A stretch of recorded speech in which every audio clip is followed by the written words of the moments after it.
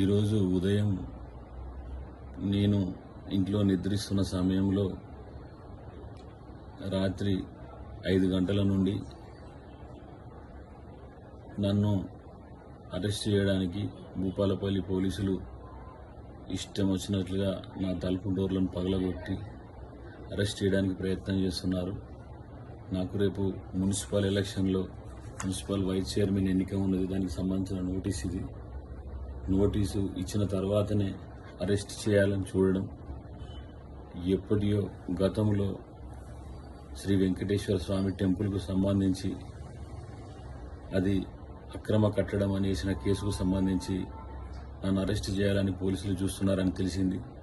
ఇది ఎంతవరకు న్యాయం ప్రజలందరూ కూడా గమనించాలి. ఖచ్చితంగా నా అరెస్టును పోలీసులు ఆపాలని కోరుకుంటున్నాను.